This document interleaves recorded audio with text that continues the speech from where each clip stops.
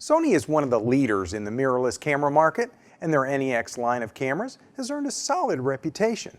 But Sony fans who have heard about this new camera might be thinking something is missing.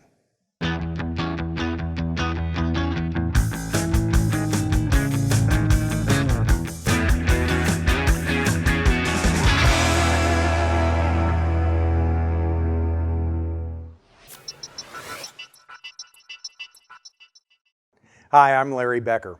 This is the new Sony Alpha A5000 compact interchangeable lens camera, and the thing that's missing from this new entry-priced model is NEX.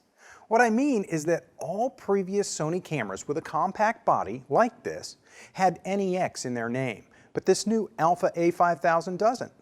Another thing that's different is that all the menus are more like the ones on the Sony DSLT cameras than on NEX menus. The A5000 uses Sony's E-mount lenses, and it comes in a kit with a nice 16 to 50 mm f3.5 to 5.6 zoom lens. That's a 35 mm equivalent to having a 24 to 75 mm zoom. The sensor is a 20.1 megapixel Exmor APS-C size CMOS sensor, and coupled with Sony's new generation BIONZ X processor, performance is pretty good. For example, it can shoot 3.5 frames per second in bursts, and the image quality is excellent. With an entry-level camera like this, I would expect that the LCD would be fixed, but it's not. It's a 3-inch, 460.8 thousand dot screen that flips up 180 degrees, but it isn't a touch screen and it doesn't twist. While the LCD is just fine for indoor and night shooting, I've never seen any LCD screen that's great in Florida sunshine. And the A5000 doesn't have any optical or electronic viewfinder option.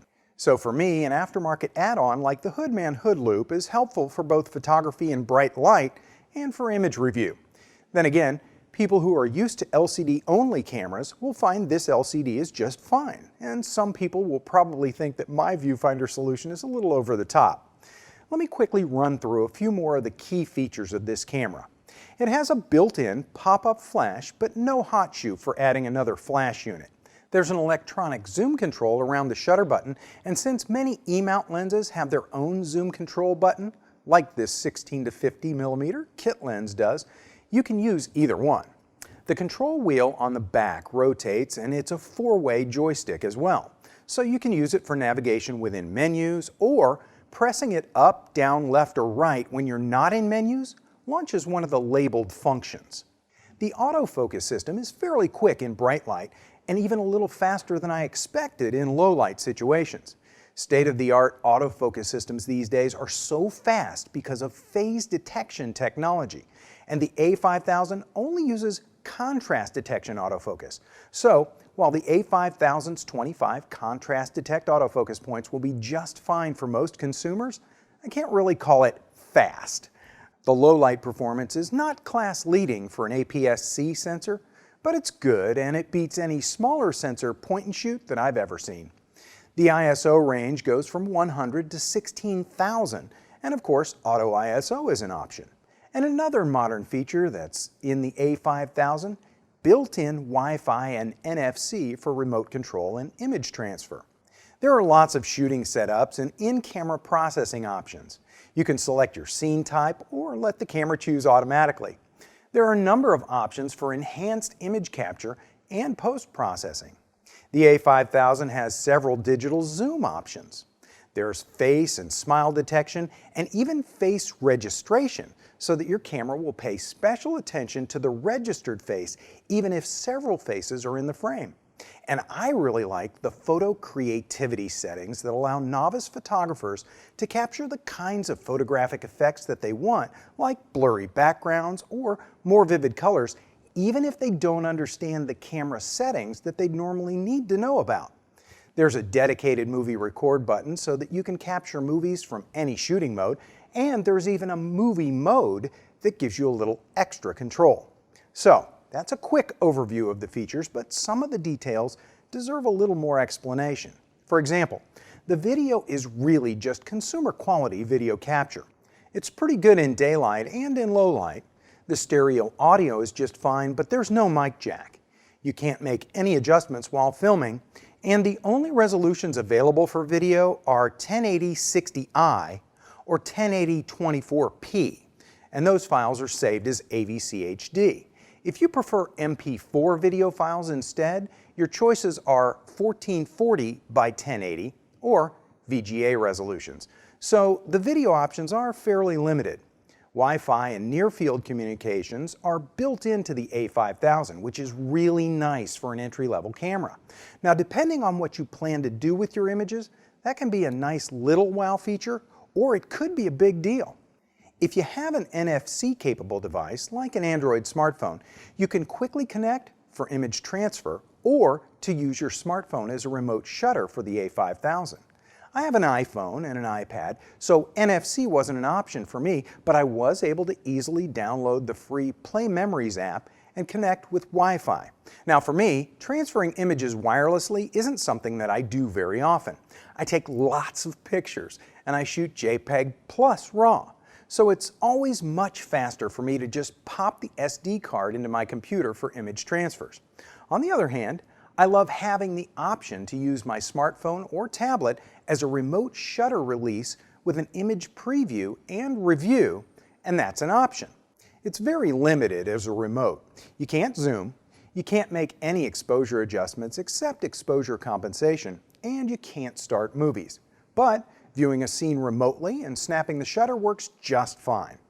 Now, I want to mention that besides the kit zoom lens, I also tested this 35mm f1.8 OSS lens, and I was quite happy with it. The wider aperture means that you don't need to bump the ISO to get those low light images, and you can grab great looking shallow depth of field images more easily. Autofocus seemed noticeably slower with this lens compared to the kit zoom, and the physical size of the lens is about the same as the kit zoom in standby mode. One thing I really did like though was that for manual focusing, the manual focus assist zooms the preview automatically, and that was really helpful, and it helped me be accurate. I like this camera, and the quality images it delivers are quite good, especially if you process your own RAW images and don't always rely on the JPEG processing. There are lots of pro settings and controls with this camera, so with advanced controls available and great image quality, what makes this just a consumer camera and not an enthusiast rig? Well, I'd say it's the lack of easy access to those pro controls and settings. There's no mode dial, for example, so that you have to press the control wheel button and then rotate the control wheel to change the shooting mode. Also, pro cameras usually have much quicker access to a movable focus point, but with the A5000, if you want to manually move your focus point, that takes a trip to the menus. Even if you reprogram a button to skip the menus, there are still several steps to move your focus point. In the end though, none of these issues is a big deal, and most people buying this as an entry-level changeable lens camera will appreciate the automatic operations because they work very intuitively, and then you get great shots. Then, if you want to learn about the more advanced stuff or reprogram buttons or functions, that's an option. So there you have it. Sony's new Alpha A5000 is an entry-level priced camera that captures crisp, colorful images and good video. And it even has some advanced features if you spend a little time looking through the menus and the downloadable PDF help guide so that you can really understand all that this camera can do. For B&H and Kelby One, I'm Larry Becker. Thanks for watching. Whether you're a hobbyist or a professional, B&H has the answers to your questions. Experience a world of technology at our New York City Superstore. Connect with us online or give us a call. Our staff of experts is happy to help. Scott Kelby here, and welcome to this quick tour of our online training. We have hundreds of online classes for you, covering everything from lighting to landscape photography. From portrait photography to sports, we have classes on wedding, automotive photography, shooting, food, fashion, travel, you name it. The most incredible part of this is the price. You get all of this for just $199 a year, or you can pay monthly for just $24.95. 24-hour a day, 7-day a week access from anywhere in the world. I invite you to join with us today and start learning right now.